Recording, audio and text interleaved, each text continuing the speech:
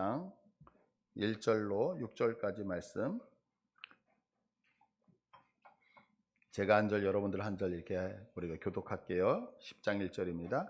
블레셋 사람들과 이스라엘이 싸우더니 이스라엘 사람들이 블레셋 사람들 앞에서 도망하다가 길보아 산에서 죽임을 당하여 엎드러지니라. 블레셋 사람들이 사울과 그 아들들을 추격하여 블레셋 사람들이 사울의 아들 요나단과 아비나답과 말기수아를 죽이고 사울을 맹렬히 치며 활 쏘는 자가 사울에게 따라 미침에 사울이 그 쏘는 자로 말미암아 심히 다급하여 사울이 자기의 무기를 가진 자에게 이르되 너는 칼을 빼어 그것으로 나를 찌르라. 할례 받지 못한 자들이 와서 나를 욕되게 할까 두려워하노라. 그러나 그의 무기를 가진 자가 심히 두려워하여 행하기를 원치 아니하매 사울이 자기 칼을 뽑아서 그 위에 엎드러지니 무기 가진 자가 사울이 죽는 것을 보고 자기도 칼에 엎드러져 죽으니라. 이와 같이 사울과 그의 세 아들과 그 온 집안이 함께 죽으니라. 아멘.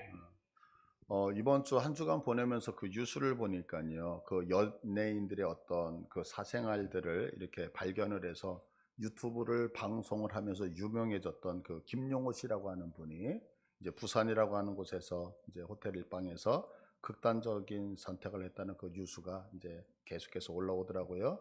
또 어제 이제 설교를 준비하면서 이렇게 보니까 토요일 날 어제였죠. 서울대 대학원에 다니던 학생이 공부하는 것이 너무너무 힘들다고 유서를 남기고서 서울대 중앙도서관 화장실에서 숨을 거뒀다라고 하는 그런 비극적인 뉴스를 제가 보았습니다.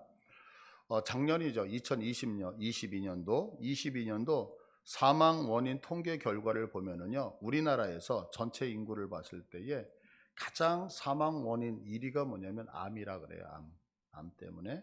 그런데 이 통계를 보면 15세, 지금 중학교 3학년이죠. 15세면 요 15세에서부터 30세까지 사망 원인의 1위가 뭐냐면 자살이라 그래요.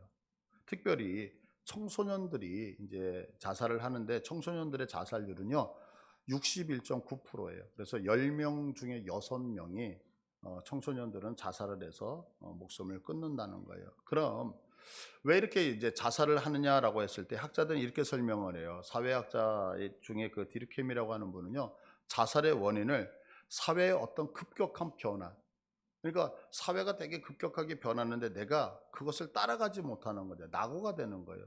그러다 보니까 내가 이런 사회 속에 필요가 있을까라고 하는 그런 부분 때문에 자살을 한다는 거죠. 그래서 여러분들 뭐 아시다시피 우리 뭐 학생들이나 젊은이들 보면 막 핸드폰 막 자유자재로 다루잖아요. 근데 뭐 우리 저도 그렇지만 우리 어르신들도 핸드폰 막 원하는 거 잘. 저도 이렇게 아직까지 제가 타고 싶은 게 뭐냐면 이렇게 보면 그 킥보드라고 하나요? 이걸 타고 싶은데 어떻게 타는지를 몰라 아직까지도 못 타봤거든요. 그러니까 활용을 못 하는 거죠. 그러니까 활용을 못 하니까 어때요? 도태되는 듯한 느낌. 이런 거. 그래서 자살을 한다는 거예요. 또한 우리가 너무나도 잘 알고 있는 심리학자인 프로이드는 어떤 외부적인 대상으로 나갔던 그 공격성이 내게 돌아올 때에 자살을 한다는 거예요. 그러면서 네 가지로 자살하는 원인을 얘기를 했는데 한번 여러분들 이런 경우가 있는가 생각해 보세요. 첫 번째는 복수 환상이에요. 복수 환상. 이게 뭐냐면 내가 왜 자살을 하냐? 복수 때문에. 내가 목숨을 스스로 끊음을 통하면 나를 괴롭혔던 사람, 나에게 함부로 했던 사람이 그 누군가가 죽었다는 그 죄책감 때문에 힘들어할 거라고 하는 그 복수감 때문에 자살을 한다는 거예요. 좀 몇 년 됐던 것 같아요. 제가 연락을 하나 받았어요. 어떤 분이 이제 소천하셨다 그래서 이제 장례식을 가게 되어졌어요. 그 아내 되시는 분하고 대화를 하게 되어졌어요. 어떻게 되셔서 이렇게 갑자기 이제 돌아가셨느냐고 그랬더니 아내하고 남편하고 부부싸움을 크게 한 거예요. 근데 이제 속상했던 것 같아요. 그러니까 남편이 그 베란다 이렇게 보면 이렇게 건조대 있잖아요. 거기다가 넥타이를 메고 자꾸 그런 식으로 하면 나 죽는다, 죽는다, 죽는다 그러니까 이 아내분이 아이고 죽지도 못하면서 그래 용기 있으면 죽어봐. 그래서 넥타이를 넣었다 뺐다 하다가 밟고 섰던 그 의자가 탁 넘어지면서 이제 그 목이 끼면서 돌아가시게 됐던 그 이야기를 제가 들었어요. 이게 뭐냐면 지금 얘기하는 복수 환상으로 인해서 내가 죽으면 나 때문에 너 되게 괴롭지? 한번 그렇게 살아봐. 그래서 자살을 한다는 거예요. 또 하나는 징벌환상이에요. 이건 뭐냐면 거꾸로. 내가 이 땅을 살아가면서 못났다고 생각하는 거예요. 나 같은 사람이 필요해? 나 같은 사람은 그냥 없어지는 게 나아. 그래서 스스로에게 어떤 책임을 묻고 세상을 떠나는 경우, 이것을 징벌환상으로 인해서 나타나는 자살이라고 얘기를 해요. 또 하나는 이건 뭐냐면 재결합 환상이라고 하는 건데요. 이거 어르신들한테 많이 나타난다 그래요. 배우자나 사랑하는 어떤 분이 이제 먼저 세상을 타결을 하시는 거예요. 그러면 너무너무 보고 싶잖아요. 그래서 내가 내 아내가 있는, 내 남편이 있는, 내가 사랑하는 사람이 있는 곳으로 나도 빨리 가서 그 사람을 다시 만나야지, 재결합해야지 라고 하는 마음에 따라서 이렇게 극단적인 선택을 하게 된다는 거예요. 그리고 또 하나는 뭐냐면 리셋 환상이라는 거예요. 그게 뭐냐면 우리가 컴퓨터 이렇게 잘 돌아가다가 뭔가 컴퓨터가 락이 걸리고 그러면은 껐다가 다시 켜잖아요. 리셋 시키잖아요. 그것처럼 우리 인생이 마음에 안 드는 거예요. 그러니까 어떤 식으로 생각하냐면 내가 컴퓨터를 리셋하듯이 내 인생도 다시 한번 새로운 그림으로 그렸으면 하면서 자살을 선택하게 된다는 거죠. 그런데 이렇게 지금 나타나는 모든 자살을 저 학자들이 얘기할 때 약 90%를 그 원인으로 무엇을 보냐면 우울증 때문이라고 이야기를 해요. 우울증. 그래서 오늘 본문은요, 우리가 읽었던 이 본문을 통해서 그냥 하나의 주제를 딱 뽑았어요. 성경의 어떤 전체적인 내용보다는 주제를 떼서 자살에 대해서 우리 여러분들하고 한번 말씀을 나눠보려고 그래요. 오늘 성경 한번 본문을 봐보세요. 사울과 그의 아들들이 죽는 장면을 보여주고 있는데 4절 한번 볼게요. 사울이 자기의 무기를 가진 자에게 이르되 너는 칼을 빼어 그것으로 나를 찌르라. 할례 받지 못한 자들이 와서 나를 욕되게 할까 두려워하노라. 그러나 그의 무기를 가진 자가 심히 두려워하여 행하기를 원하지 아니하며 사울이 자기 칼을 뽑아서 그 위에 엎드러지니 무기 가진 자가 사울이 죽는 것을 보고 자기도 칼에 엎드러져 죽으니라. 사울이 자기 칼을 뽑아서 그 칼 위에 엎드러져서 죽고 그것을 봤던 무기 가진 자가 아주 충신이죠. 어찌 보면 비서라 그럴까요? 뭐라 그럴까? 보좌관? 이런 사람이죠. 그런 자가 사울이 죽는 것을 보고 자기도 칼에 엎드러져서 죽었다라고 하는 거예요. 그러니까 여기서 우리가 심각하게 생각해야 되는 게 하나가 있어요. 그게 뭐냐면 자살은요, 결코 한 사람으로 끝나지 않는다는 거예요. 그게 연쇄성으로 나타난다는 것이 큰 사회적인 문제인 거예요. 지금 이야기했듯이 사울이 죽으니까 그의 신하도 같이 죽었다고 얘기해요. 근데 여기서 중요한 단어가 뭐냐? 보고라고 하는 단어예요. 보고. 무기 가진 자가 사울이 죽는 것을 보고, 여기서 봤다라는 것은 무의식적으로 지나가면서 얼핏 봤다 이 얘기가 아니거든요. 이 얘기는 뭐냐면 이 보고라는 단어가 보고 깨닫고 생각하고 깊이 묵상했다는 얘기예요. 그러니까 사람이 죽었을 때 보고 그냥 나도 따라서 얼떨결에 죽은 것이 아니라 생각하고 고민하고 그래서 이성적으로 판단해서 죽었다는 얘기를 하고 있는 거거든요. 이것을 오늘날 심리학에서 뭐라고 하냐면 베르테르 효과라고 얘기를 하거든요. 이 베르테르 효과라고 하는 게 뭐냐면 자신이 평상시에 존경하고 사랑했던 어떤 유명인들, 근데 그 유명인들이나 이런 사람들이 갑자기 세상을 떠나는 거야. 자살을 하는 거예요. 그러면 그 사람을 동경했던 그 마음을 내 가슴에 간직하고 있기 때문에 나도 비슷한 처지가 되어지면 어때요?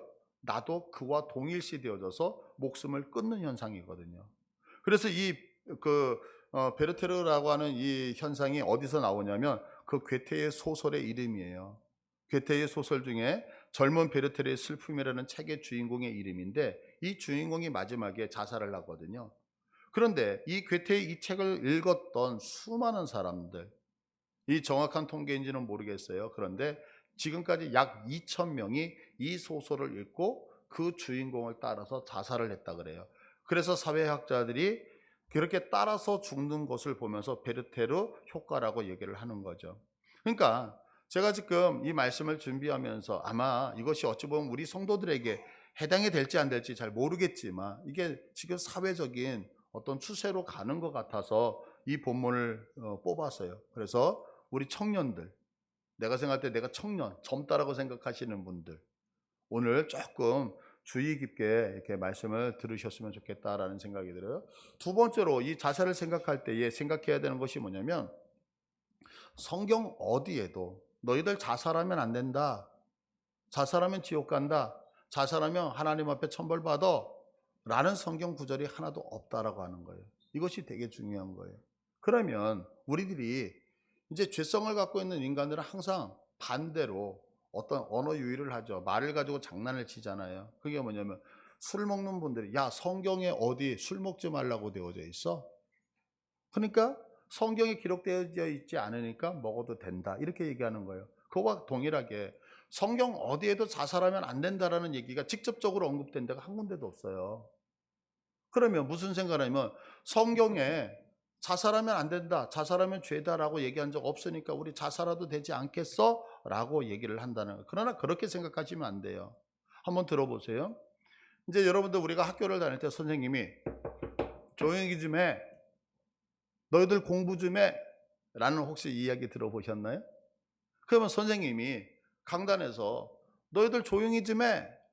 너희들 공부 좀 해. 라는 얘기는 이 아이들이 지금 조용하기 때문에 얘기하는 거예요? 떠들었기 때문에 그 얘기하는 거예요?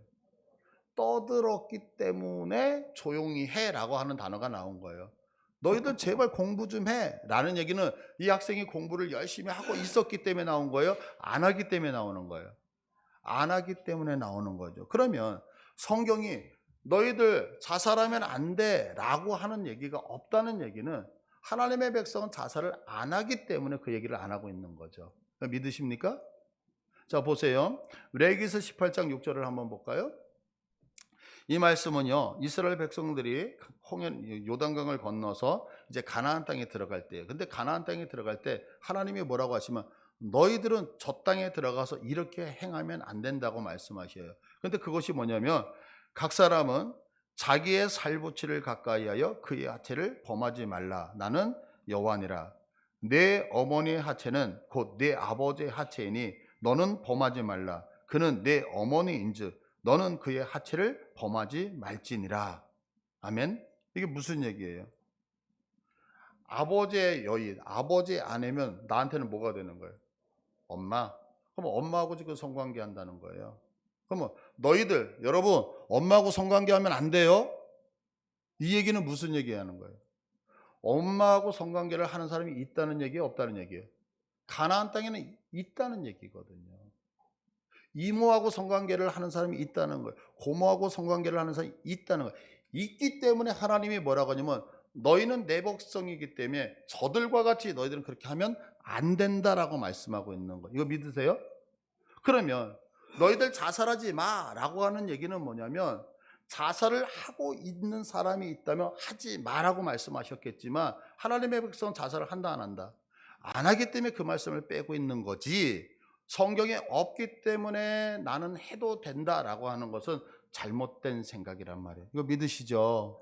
그러니까 여러분들 성경 안에서 없기 때문에 안 하는 것이 아니라 없기 때문에 그것은 우리가 하는 것이 아니라고 말씀을 전제하고 있다는 사실을 잊으시면 절대 안 된다는 거예요. 세 번째로 우리가 생각해야 되는 것이 뭐냐면 우리가 어떻게 창조되어졌느냐를 좀 아셔야 돼요. 자, 우리는 창조에 대해서 너무나 잘 알잖아요. 근데 조금 더 실질적으로 보자고요. 창세기 2장 7절을 보시면 여호와 하나님이 땅의 흙으로 땅의 티끌이라고 하는 거예요. 사람을 지으사 사람의 형상을 만드셨어요. 그리고 생기를 그 코에 불어 넣으시니 사람이 생명, 살아있는 영이 되어졌어요. 그런데 여기서 그 코에 불어 넣으시다라고 할 때 불어 넣다라고 하는 이 단어가 무엇이냐면 보세요. 제가 하나님이 앞에 딱 오니까 하나님 빨리 불어요. 내가 들이마실게요. 이렇게 들이마신 거예요? 이런 뜻이 아니에요. 이 불어 넣으셨다는 거. 하나님이 흙으로 우리를 만드시고 나서 강하게 강제적으로 넣으셨다는 뜻이 불어 넣으셨다는 뜻이에요. 그러니까 이 얘기는 거꾸로 얘기하면 우리 쪽에서 받아들일 어떤 환경과 조건과 모든 것이 준비되지 않았음에도 불구하고 하나님의 주권, 하나님의 의지로 우리에게 그 코에, 우리들의 코에 생기를 강압적으로 넣으셨더니 그것이 우리에게 들어와서 우리가 살아있는 영이 되어졌더라 라고 하는 말씀이에요. 이거 믿으세요? 자, 그런데 보세요. 에스겔서 37장 7절을 보시면 여기도 동일하다고요. 우리가 너무 잘 알죠? 지금 에스겔, 지금 골짜기에 뼈들이 있어요. 이 뼈들이 어떻게 하나님의 군대가 되는지를 보여주는데 7절을 보시면 이에 내가 명령을 따라 대언하니 대언할 때 소리가 나고 움직이며 이 뼈 저 뼈가 들어 맞아 뼈들이 서로 연결되더라. 내가 또 보니까 그 뼈에 힘줄 생기고 살아오르며 그 위에 가죽이 덮이나 그 속에 무엇은 없더라? 생기는 없더라. 보세요. 지금 뼈들이 다 맞춰졌어요. 순서대로 다 맞춰졌고 그 위에 힘줄이 생겼어요. 살이 올라왔어요. 이런 피부가 생겼어요. 그렇다고 해서 살아있는 존재냐? 그렇지 않다는 거예요, 성경은. 그러면서 뭐라고 하냐면, 자, 10절로 건너뛸게요. 10절.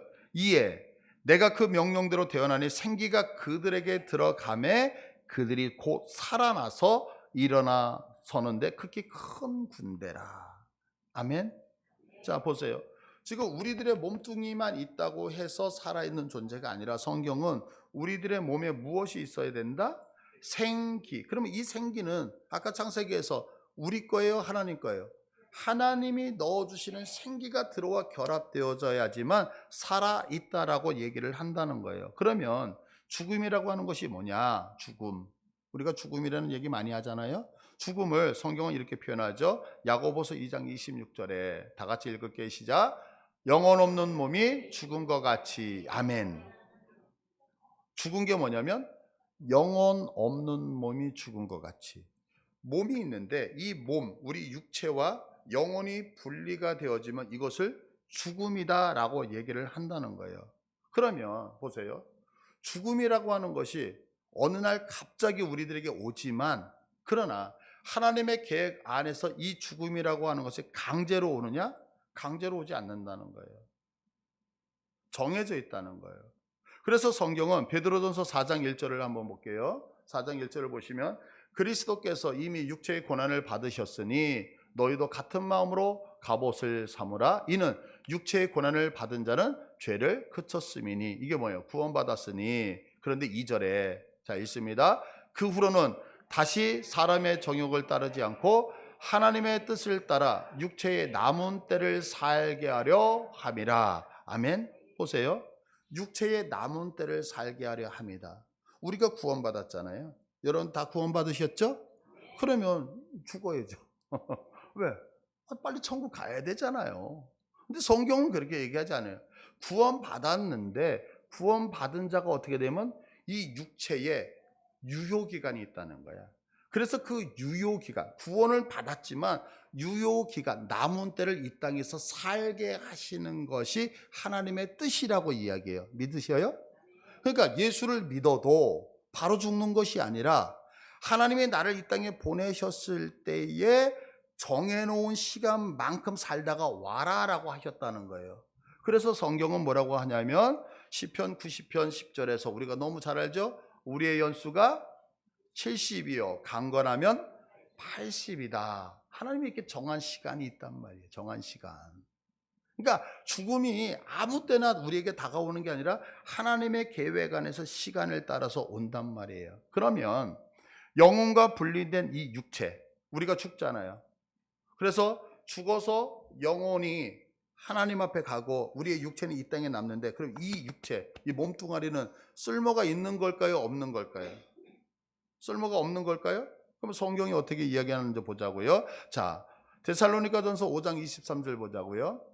평강의 하나님이 친히 너희를 온전히 거룩하게 하시고 또 너희의 온 영과 혼과 몸이 우리 주 예수 그리스도께서 강림하실 때에 흠 없게 보존되기를 원하노라. 아멘. 뭐라고 말씀하셔요? 우리의 몸 죽었잖아요. 이 몸뚱이 쓸데없잖아요. 갖다가 거름으로 쓰고 갖다가 아무렇게나 하는 게 아니라 뭐라고 얘기하냐면 영과 혼과 몸이 그리스도께서 강림하실 때에 예수님이 재림하실 때에 흠없게 보존되기를 원한다. 여기서 흠없다는 얘기는 두 가지를 얘기해요. 하나는 말 그대로 상처 입히지 않고 흠이 없도록, 또 하나는 뭐냐면 흠집을 내지 않고 비난받지 않도록, 이런 의미를 갖고 있어요. 자, 그러니까 여러분들 여기서 중요한 게 하나가 있어요. 우리의 육신, 이 죽은 육신, 시체라고 할지라도 이 몸 함부로 하면 될까요? 안 될까요? 안 되는 거죠. 그죠? 성경이 분명히 말씀하면 안 되는 거예요. 제가 부탁드릴게요. 여러분, 우리 예수 믿는 사람들은요, 유행을 안 따라갔으면 좋겠어요. 유행이라고 하는 건 뭐냐면 생각도 뭣도 그냥 없이 남들이 하니까 따라가는 거거든요. 그 대표적인 게 뭐냐면 그 몸에 그림 그리는 거. 이건 성경적이 아니에요, 여러분. 지금까지 여러분들이 그리셨다면 어쩔 수 없어요. 그러나 몸에다가 문신이나 이런 거 하시는 거 절대 아니에요. 하나님이 싫어하시는 거예요. 왜? 말씀하죠. 흠없게 보존되기를 원하노라. 제가 어느 날 목욕탕을 갔는데 좌, 우 이렇게 써놓으셨어요. 그래가지고 식사를 하면서 어떤 목사님한테 아유 목사님 목욕탕에 갔더니 좌, 우를 썼네요. 그러니까 나는 앞, 뒤도 봤다. 왜 써요 앞뒤? 좌우 이거 분간 안 되셔서 쓰신 건가? 아니에요. 여러분들 절대로 문신하시는 거 아니에요. 이거 하나님 원하시는 거 절대 아니에요. 그렇다면 자살이라고 하는 게 뭐냐? 한번 생각해 보자. 자살. 자, 지금 설명 쭉 드렸어요. 하나님이 우리를 창조하셨을 때에 몸을 만들고 불어넣으셨 강제로 불어넣으셨잖아요. 근데 자살이라고 하는 것은 뭐냐면 하나님이 불어넣은 생명이라는 그 생기를 강제적으로 내 몸과 분리시키는 거예요. 왜? 우리의 몸은 때가 있잖아요, 아직. 근데 자살은 뭐냐면 하나님이 불어넣으신 그 생기를 내가 임의적으로 뽑아내는 것이 자살이라는 거예요. 두 번째, 자살은 뭐냐면 예수님이 재림하신 날까지 보존하라고 했던 이 육체와 영혼에 대해서 내가 스스로 흠집을 내는 거라고요. 여기 믿으시면 아멘. 그러니까 자살은 두 가지로 정의 내릴 수 있어요. 하나는 하나님이 내게 생명을 주셨는데 그 생명을 강제로 뽑아내는 게 자살이고요. 또 하나는 하나님이 우리에게 허락하신 육신과 영혼을 내가 스스로 흠집을 내서 파괴시키는 것이 자살이라고 하는 거죠.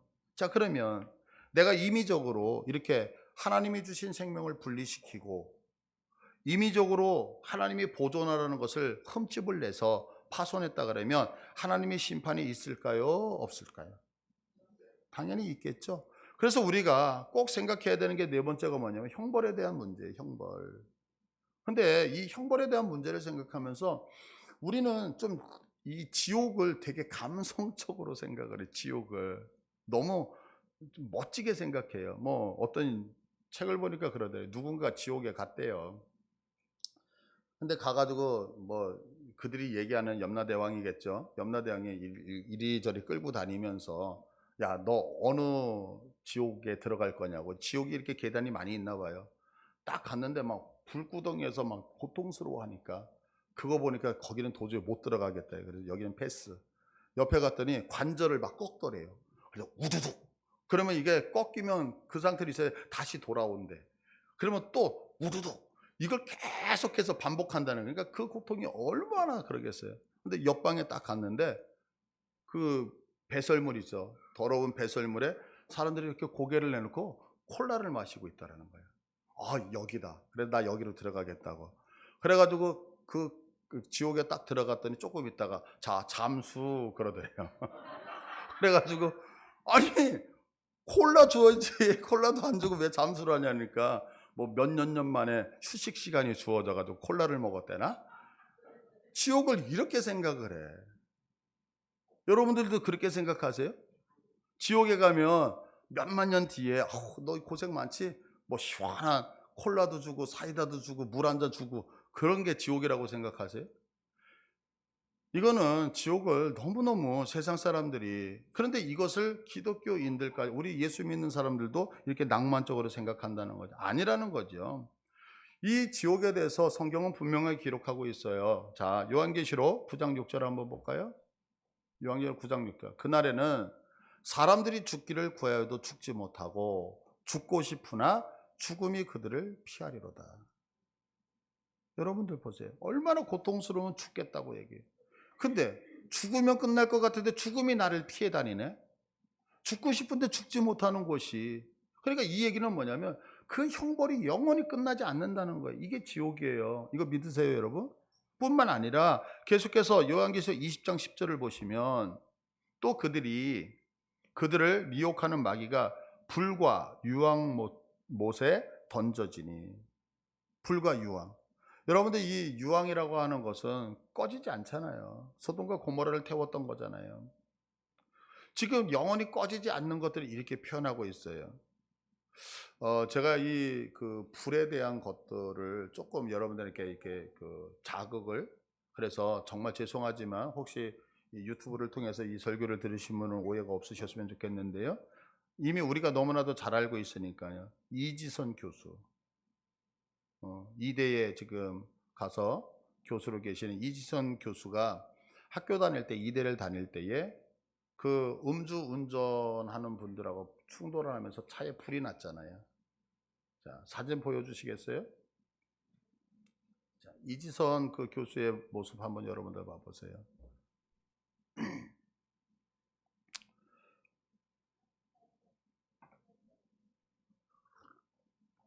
없어요? 그래요. 없대요. 여러분들 유튜브 이따가 찾아보세요. 이지선 그 교수가 아마 너무너무 예뻐요. 너무너무. 뭐 이렇게 예쁜 게 잘 그 판가름이 안 되면 제 아내를 보시면 돼요. 너무너무 예뻐요. 진짜. 그런데 음주운전에 부딪혀서 차가, 예, 저기 뜨네요. 예, 음주운전에 부딪혀서 차가 불이 난 거예요. 불이 나서 그 예뻤던 얼굴, 저기 이제 수술해서 수십 번. 보이시나요? 얼굴이 다 망가졌잖아요. 저게 지금 불의 고통이거든요. 그러니까 저분을 얘기하려고, 지옥을 얘기하면서 저분을 얘기하려고 하는 게 아니라, 예, 됐습니다. 무엇이냐면 불의 고통이 얼마나 심각한가를 지금 드리고 싶은 거예요. 제가 군대에 있을 때 제 후임으로 한 아주 젊은, 저보다도 등치가 좋고 멋진, 근데 이 친구가 어렸을 때 화상을 입은 거예요. 화상을 입었는데 이 팔 여기 이쪽 부분에 화상을 입었는데, 여기를 이 밑에 허벅지 살을 떼어다가 이것을 이제 수술을 수십 번을 한 거예요. 그러니까 팔이 완전히 이렇게 펴지지가 않고 이거 구부러져요. 그러면 이제 샤워를 하거나 그러면 이 팔이 우리가 생각하는 그런 모습이 아니에요. 여러분 화상 흉터라는 거 아시죠? 근데 생각해 보세요. 내가 지옥에 들어가요. 불과 유황이 내게 달라붙어서 나를 전부 다 태워요. 그런데 여러분 죽지 않아요. 그 고통이 영원하단 말이에요. 그래서 누가복음 16장 24절을 보시면 우리가 너무나도 잘 알고 있는 부자와 나사로의 이야기가 나오고 있거든요. 그런데 이때 보세요. 24절에 보시면 불러 이르되 아버지 아브라함이여 나를 긍휼히 여기사 나사로를 보내어 그 손가락 끝에 물을 찍어 내 혀를 서늘하게 하소서. 여러분 물 한 방울 찍어서 입에다가 댄다 그래서 무슨 해갈이 되겠어요? 그런데 그 물 한 방울이 그렇게 귀한 곳이 지옥이라고 얘기하죠. 내가 이 불꽃 가운데서 괴로워하나이다. 고통스러워한다는 거예요. 너무너무 고통스러워한다는 거예요. 그런데 26절에 보니까 그뿐 아니라 우리와 우리 사이에 큰 구렁텅이가 놓여 있어 여기서 너에게 건너가고자 하되 갈 수 없고 거기서 우리에게 건너올 수도 없게 하였다. 자, 이 얘기는 무슨 얘기예요? 지옥에 들어가면 다음 기회가 있으면 좋은데 문제는 기회가 있다 없다. 없다는 거, 이거 여러분들 믿으세요? 정말 믿으세요? 지옥이 만약에 기회라고 한다면 지금 여기 부자 회개하고 돌아왔을 거예요. 왜냐하면 이가 고백하는 게 뭐냐면 이 땅에 보내서 내 식구들, 내 가족들 이곳에 오지 않게 해달라고 얘기하잖아요. 만약에 그때 경험한다면, 이것을 깨달았다면 예수 안 믿을 사람이 누가 있어요? 다 믿죠. 지옥은 그렇게 낭만적인 곳이 아니란 말이에요. 왜? 하나님이 계시지 않으니까요. 그런데 이런 곳에 목숨을 끊고 하나님을 거역할 때 간다고 얘기를 하죠. 자, 그러면 여러분 자살하시면 돼요, 안 돼요? 자, 자살하려고 굳게 결정했었던 분들 빨리 돌이키세요. 아니 정말 생각도 하지 마시란 말이에요. 아멘? 자, 그러면 학자들이 자살하는 이유가 뭐라고 했느냐면 아까 우울증이라고 했다고, 우울증.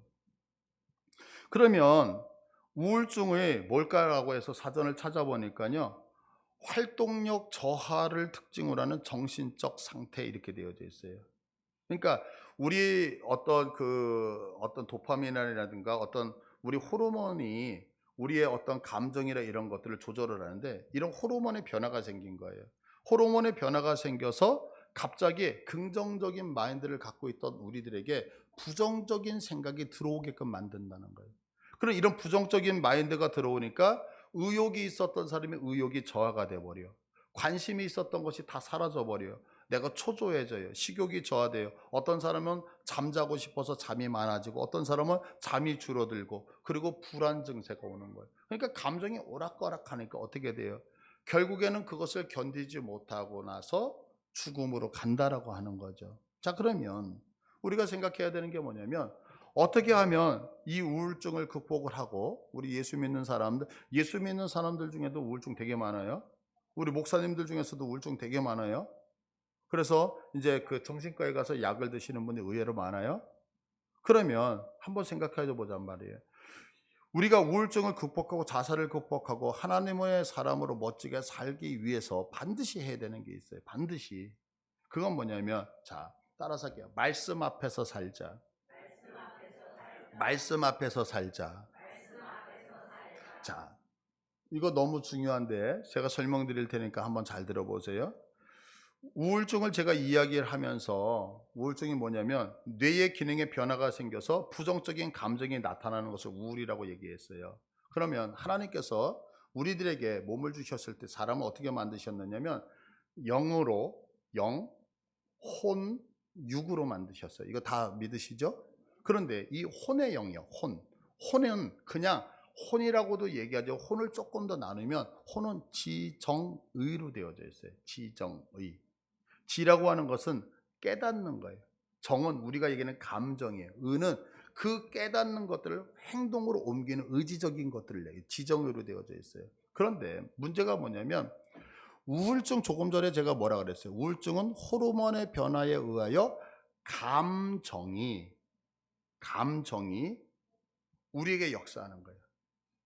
자, 그러면 우리가 어린 아이들과 어른을 구분할 때 어린 아이와 어른의 차이점이 하나가 있어요. 그게 뭐냐면 어린 아이들은 감정이 의지의 동인이 되어져요. 그러니까 내 감정에 따라서 어떤 행동을 한다고요. 기분 나빠서 밥 안 먹어.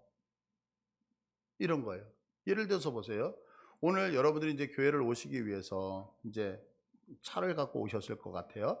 차를 뺐는데 뭐 이렇게 요즘 차 댈 데가 없고 이러다가 시비가 붙은 거예요. 그래서 야, 이놈의 새끼야, 저놈의 새끼야. 그래서 그 뭐 시모노 새끼 막 이렇게 해가지고 막 있었어요. 뭐 세계사가 다 나왔단 말이에요. 막 A, B, C서부터 해가지고 뭐 거의 뭐 2918 막 이렇게 막 나왔어요. 다 모든 게 총동원되죠. 그럼 기분이 어때요? 우리의 감정이 상하잖아요. 상하니까 내가 이 기분 가지고 지금 가서 예배당에 가서 예배 드릴 것 같아? 에이, 오늘 때려쳐. 기분도 꿀꿀한. 그러고서 가요. 그러면 내가 예배를 드린다는 행동이 무엇으로 좌지우지된 거예요? 감정. 그죠? 이렇게 감정으로 움직여서 행동할 수 있는데 이것을 우리는 어린아이라고 얘기를 하는 거죠. 그래서 나 오늘 기분 나빠서 밥 안 먹어. 나 오늘 기분 나빠서 친구 안 만나. 나 오늘 기분이 꿀꿀해서 나 그냥 잘 거야. 아이들이 그러잖아요. 그러면 어른이 되어졌다. 성숙되어졌다라고 하는 얘기는 뭐냐면 어떤 행동의 동인을 감정으로 가는 게 아니라 지성으로 간다는 거죠. 이게 어른이에요. 기분 나빠요. 그렇죠.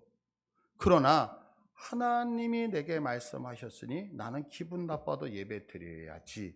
이게 예배죠. 아니, 이게 어른이죠. 그렇지 않아요?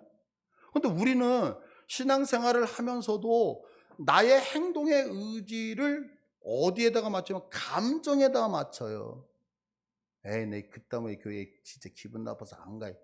목소리 뭐 이렇게.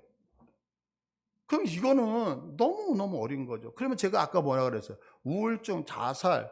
우리가 하나님 앞에서 바로 살기 위해서는 하나님의 말씀 앞에서 살아야 된다는 것은 뭐냐면 어떤 결정을 할 때 이 결정이 감정이 아니에요. 감정이 아니라 말씀이라는 지성으로 이루어져야 됨을 믿으십니까? 그러면 아까 우울증, 내 감정이 높을 때는, 낮을 때는 왔다 갔다 하는 게 내 감정이 어떻더라도 말씀을 따라 움직이다 보니까 내 행동은 말씀대로 가지 감정 따라 가지 않는. 기분 나쁠 수 있죠. 속상할 수 있죠. 그러나 속상해도 기분 나빠도 예배를 드리는 거고, 기분 나쁘고 속상해도 옆에 사람과 친하게 밥 먹는 거고, 속상하고 기분 나빠도 내가 자녀들한테 베풀 걸 베푸는 거지, 기분 나쁘다고 애따 때려치자 이렇게 가는 건 아니잖아요. 이거 이해되시겠어요? 그러니까 우리들이 중요한 것이 뭐냐면 하나님의 말씀을 의지하여 움직이는 훈련을 우리 성도들은 하셔야 된다고요. 그래서 기분에 따라 하는 게 아니에요, 신앙생활은. 근데 우리는 기분에 따라 하잖아요. 그래서 제가 언젠가 그랬잖아요. 기분 나쁘면 어디도 안 간다, 우리는? 기분 나쁘면 어디도 안 가요? 천국도 안 가. 아, 나 기분 나빠서 천국 안 간다고. 나 기분 나빠서 교회 안 간다고. 기분 나빠서 오늘 예배 안 돼. 아, 그 기분은 언제까지 나쁠까, 그렇게. 아니요. 기분 나빠도 천국 가셔야 되는 거예요. 아멘? 기분 나빠도 예배 드리셔야 되는 거예요. 그래서 이것을 말씀을 따라 움직이는 훈련. 그러면 제가 왜 훈련이라는 단어를 쓰냐면, 훈련은 익숙하지 않기 때문에 익숙하게 하기 위하여 하는 것을 훈련이라고 하는 거예요. 훈련은 너무나도 중요해요. 예전에요, 이제 제가 전도사 때인 것 같아요. 이제 제가 아픔이 있었잖아요. 저에게 제 동기들이나 수많은 선배 목사님들이 김 전도사 기도해야 돼, 기도해야 돼. 알죠. 기도해야 된다는 거 모르는 사람이 누가 있어요. 여러분들 아마 어려운 일 당하면 기도해야 된다는 거 다 알걸요. 근데 생각해 보세요. 내가 어려운 일을 당했을 때 기도해야 된다는 것을 아는데 평상시에 기도를 안 했던 분들은 어디를 가냐면 주님은 주님인데 이쪽 주님이 아니고 저쪽 주님을 찾아. 나도 모르게.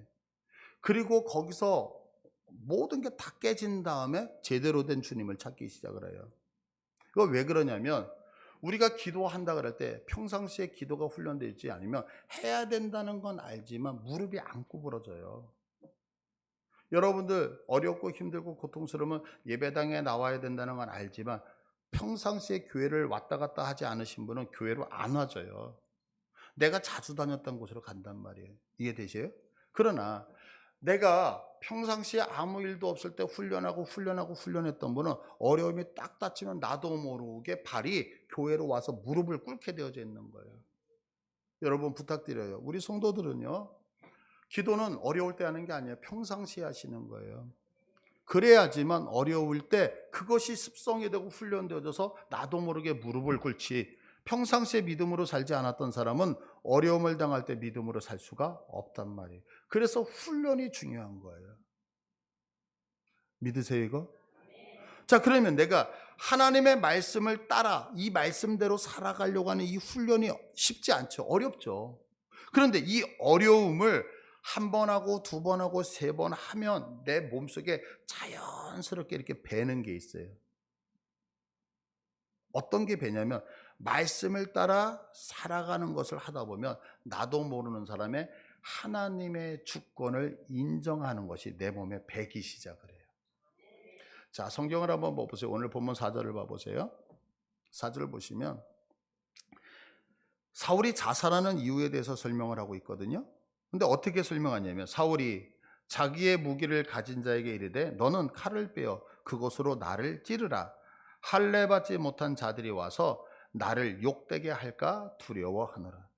자살했던 이유가 뭐냐면 할례 받지 못한 자들, 이방 민족이 와서 내가 왕이니까 나를 괴롭혀서 나를 욕되게 할까 두려워서 자살을 한다. 이해되잖아요 이거. 이해 안 돼요? 이해되잖아요. 응? 요즘 뭐 하마스가 뭐 요즘 이스라엘 공격해가지고 하는 것만 정말 잔인하게, 뭐 하마스가 잔인한 건지 이스라엘이 잔인한 건지 그건 뭐 잘 모르겠지만 인간의 악이 드러나니까요. 근데 문제는 뭐 할례 받지 못한 자들이 와 나를 욕되게 한다. 그런데 이거 보세요. 이게 이루어졌어요, 안 이루어졌어요 지금? 이루어지지 않은 거잖아요 이거는요. 앞으로 다가올 거에 대한 두려움이었다고요. 그러면 왜 사울이 염려하냐면 자기 인생이 자기의 손에 의해서 좌지우지 된다라고 생각하는 자기의 주권 사상이 있었기 때문에 그런 거예요. 그러니까 자신의 생명이 누구의 손에? 내 손에. 근데 정말 내 손에 우리의 인생이 달려져 있나요? 성경 그렇게 얘기하지 않죠. 마태복음 6장 26절을 봐보시면 우리 너무나도 잘 알잖아요. 공중의 새를 보라. 심지 않고 거두지 않고 창고에 모아들이지 아니하되 너희 하늘 아버지께서 기르시는데 너희는 이것들보다 귀하지 아니하냐. 귀하지 아니하냐고 귀하다는 거 안 귀하다는 거예요. 여러분이 귀하세요. 개미보다 귀하다고요. 아 정말이요. 그 에버랜드에 가면 코끼리 뭐 비싸잖아요. 근데 그 비싼 거보다 여러분이 더 귀해요. 믿으시죠? 그러면서 너희 중에 누가 염려함으로 그 키를 한 자라도 더할 수 있겠느냐?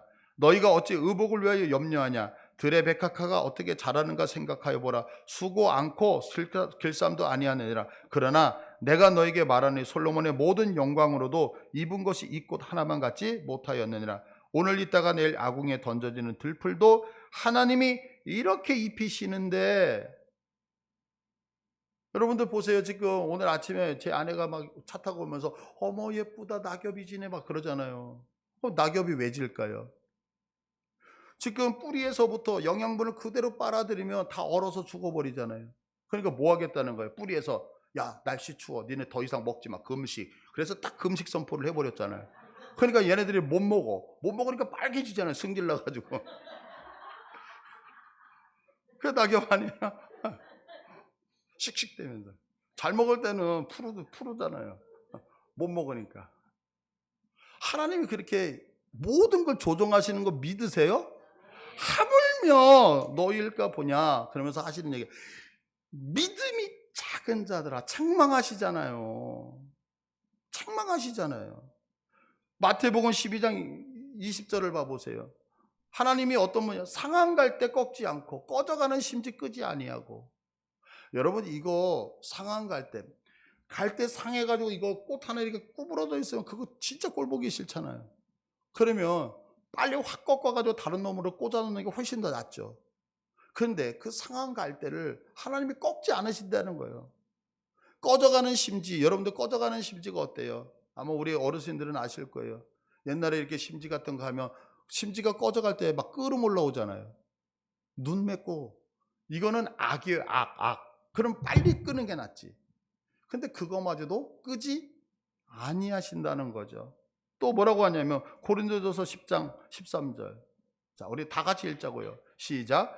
사람이 감당할 시험 밖에는 너희가 당한 것이 없나니 오직 하나님은 미쁘사 너희가 감당하지 못할 시험 당함을 허락하지 아니하고 시험 당할 쯤에 또한 피할 길을 내사 너희로 능히 감당하게 하시느니라. 아멘. 하나님이 뭐래요? 감당하지 못할 시험은 아예 우리에게 오지도 않아. 여러분도 혹시 힘드세요? 그러면 이렇게 고백하세요. 아, 내가 하나님이 보셨을 때 감당할 만하기 때문에 주셨구나. 제가 이제 이런 말씀 드리는 게 참 그렇지만 보세요. 도움 드릴게요. 제가 이제 목회자가 되겠다고. 근데 이제 목회자가 되려고 하는 그런 과정 안에서 아픔이 되게 많았잖아요. 근데 이제 제가 자녀를 잃는 아픔이 있었단 말이에요. 근데 어느 날 이제 저희 그러고 나서 저희 형님이 저에게 밥을 사주겠대. 그래서 만났어요. 만나가지고 밥을 먹으러 가는데 저쪽에서 어떤 분이 이렇게 걸어오시는 거예요. 그러면서 인사드려 우리 교회 집사님이야. 그래서 인사를 드렸어요. 안녕하세요. 그러고서 헤어지고서 밥을 먹는데 저희 형님이 저한테 그러는 거예요. 김 목사 누군지 알아? 그래서 우리 교회 성도래. 아 그래? 근데 너를 위해서 기도를 참 많이 했대. 그래서 나를 위해서 왜 기도를 해? 난 저분 모르는데 그랬더니 얘기를 하더라고요. 신방을 갔다는 거예요, 저 형님이. 그 집에 신방을 갔는데 그 집 큰딸이 뭐냐면 정신지체 장애를 앓고 있는 거예요. 그런데 주민등록같이 이렇게 장애증 있잖아요, 장애증. 이걸 딱 보여주면서 목사님 이게 뭔지 아세요? 그래서 또 보니까 아 이게 누구 아무개 장애인증이네요. 그랬더니 에이 목사님 그건 좋은 얘기고요. 전현이 병신이라는 얘기예요. 그러니까 목사가 신방을 갔는데 자기 딸을 보고 장애인증을 보여줘서 그렇게 얘기했더니 그 집사님이 하이 전현이 병신이라는 얘기예요. 얼마나 당황스러워요. 그래서 예? 그랬더니 이제 그분이 하는 얘기가 근데 목사님 그러면서 얘기를 쭉 하더래요. 자기가 예수를 믿기 전에 집에 들어오면 제가 집에 누워 있는데 그렇게 꼴보기 싫다라는 거예요. 자면서 침을 흘리고 또 이렇게 밥 먹을 때 흘리고 와 하나님이 저런 애를 나한테 왜 주셨을까. 그래가지고 자기가 술을 먹고 들어와가지고 머리채를 잡고 벽에다가 하면서 너 같은 년은 죽어야 된다고. 죄송해요. 이렇게 과격하게 말씀드려서 용서하세요. 이렇게 그 죽어야 된다고. 그러면서 너무 미웠다는 거. 그러면서 하늘을 향해서 누가 전도를 하면 하나님이 있긴 뭐 있어. 하나님이 있는데 나한테 이렇게 저런 XS를 주면서 나한테 이렇게 살려고 하면서 이제 불평불만이 많았다는 거예요. 그런데 어느 날 당신이 예수 그리스도를 믿고 나서 하나님을 믿게 됐다는 거예요. 어느 날 예수를 믿고 그 딸을 쳐다보는데 너무너무 그 딸이 예쁘게 보이더라는 거예요. 그러면서 하나님 앞에 눈물을 흘리면서 그동안 딸을 구타하고 때리고 이랬던 걸 회개를 하면서 하나님, 이제 음성을 듣는데 하나님이 자기에게 이렇게 얘기하더래. 아무개야, 내가 너한테 왜 저 딸을 줬는지 알아? 네가 감당할 수 있을 테니까. 내가 저 딸을 너한테 왜 허락했는지 알아? 너는 저 딸에게 사랑을 줄 수 있으니까. 네가 감당할 수 있으니까. 그러면서 이분이 저 형님한테 얘기한 거예요. 목사님, 저 아이가 다른 가정에 갔으면 아마 저처럼 옛날에 저처럼 구타하고 저희가 빨리 죽기를 원했을 텐데 저 아이를 주신 이유는 내가 저 아이를 너무 사랑할 수 있을 거라고 하나님이 나를 인정하셨기에 맡겨주신 거예요.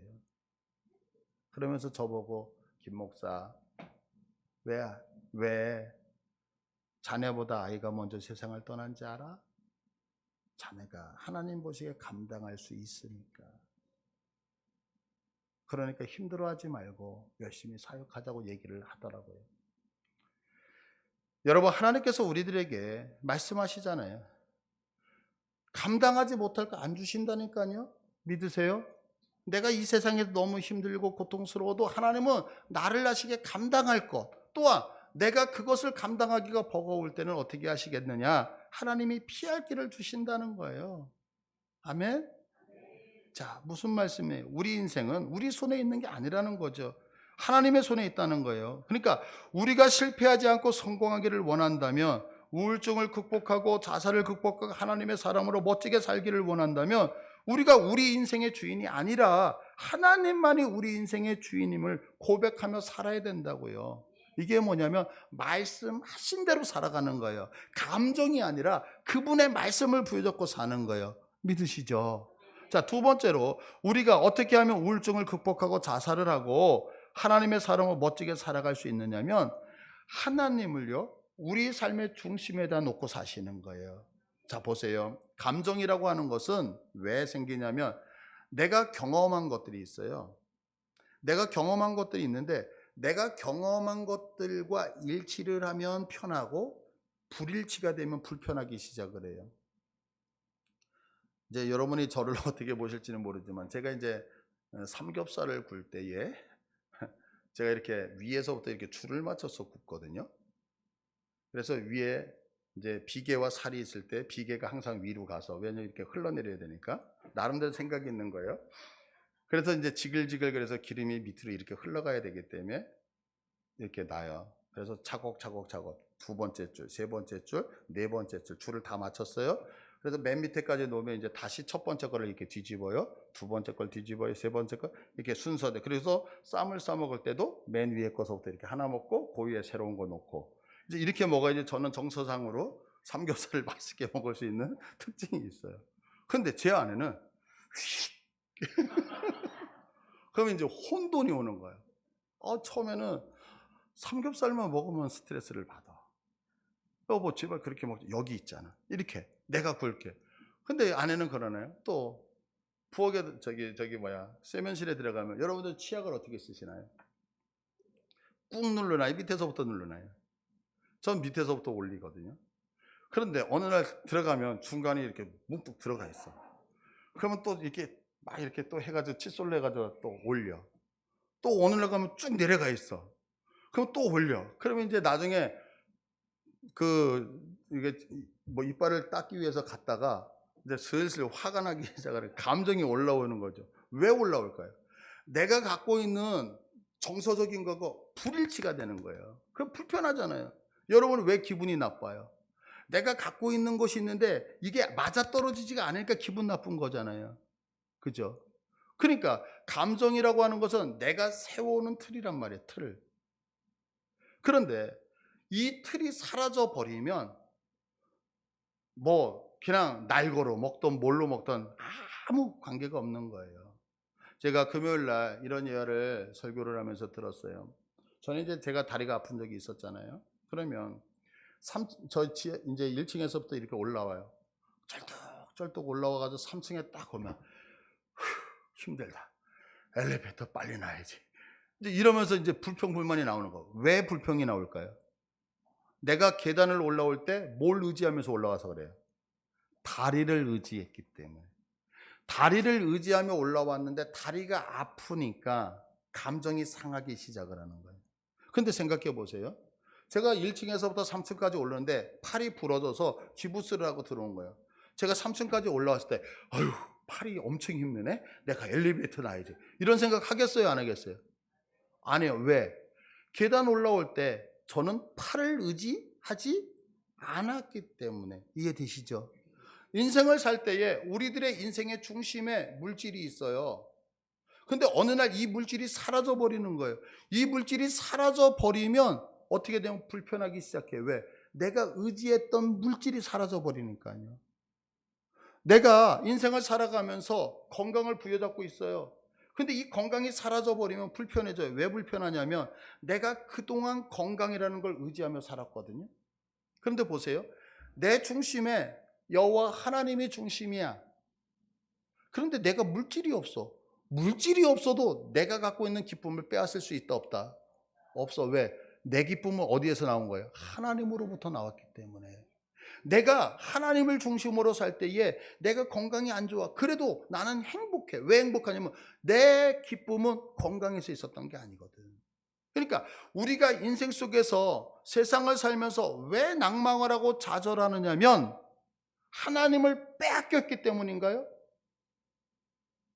우리 안에 있는 신앙 안에 여호와 하나님이 계신데 그 하나님이 우리에게서 없어졌기 때문인가요? 아니잖아요.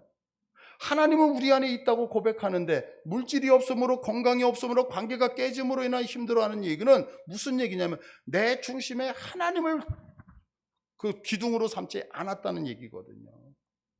성경은 우리들에게 분명히 이야기를 한다고요. 자, 요한복음 16장 22절을 보시면 요한복음 16장 22절을 보시면 지금은 너희가 근심하나 내가 다시 너희를 보리니 너희 마음이 기쁠 것이 너희 기쁨을 빼앗을 자가 없다라고 말씀하셔요. 왜냐하면 내 안의 기쁨이 물질 때문에 생긴 게 아니거든요. 내 안의 기쁨이 세상적인 환경과 조건 때문에 생긴 게 아니거든요. 내 기쁨은 누구 때문에 생겼어요? 예수님, 하나님 믿으십니까? 근데 이 하나님은 우리에게서 떠나셔요? 영원히 함께 하셔요? 그게 이 예수, 하나님이 사라지지 않는 이상 우리에게 부여져 있는 희락과 화평 빼앗을 자가 있다 없다? 없다고 성경은 선포하고 있단 말이에요. 자, 말씀을 정리할게요. 자살이라는 것은 나 하나로 끝나지 않고 모방 심리를 자극하기에 우리가 늘 깨어 있어야 한다는 것 여러분들 기억하셔야 돼요. 특히 우리 자녀들이 좋아하는 누군가가 죽으면 자녀들에게 영향을 끼칠 수 있다는 거 여러분이 심각하게 생각하셔야 돼요. 성경에서 직접적으로 자살을 하지 말라는 말씀이 없지만 없다는 것은 해도 된다가 아니라 아무도 그렇게 행동하지 않게 말씀의 언급이 없었다는 것을 믿고 나로 인해서 하나님의 신뢰를 깨트리지 않으셔야 돼요. 자살이란 하나님이 내게 주신 생명을 강제적으로 분리시키고 흠집을 내는 행위인 것을 기억하셔야 돼요. 그렇기 때문에 어떤 경우에도 여러분 내가 죽고 싶다라는 생각 가지면 된다 안 된다? 안 되시는 거예요. 우리들의 사전에 우리들의 머리에 아예 그것을 빼놓으세요. 그럼 이 말씀을 지키지 않을 때 어떻게 되냐면 영원히 꺼지지 않는 불과 유황 못해서 죽고 싶어도 죽음이 피해가는 곳에서 다시는 기회가 없이 형벌을 받는다는 것 여러분이 꼭 생각하셔야 돼요. 그럼 이런 행위에서 어떻게 벗어나 승리할 수 있느냐? 우리의 삶의 결정을 할 때 감정이 아니라 뭘로? 말씀이에요. 성도는 모든 것을 말씀으로 근거하는 거예요. 또 한 가지, 우리 중심에 하나님을 기둥으로 딱 심어 놓는 거예요. 그러면 세상이 우리를 넘어뜨릴 수 있다 없다? 없다. 자, 그래서 이 어려운 세상에서도 우리 모든 성도들이 웃고 기뻐하고 감사하면서 살아가기를 축복합니다. 예.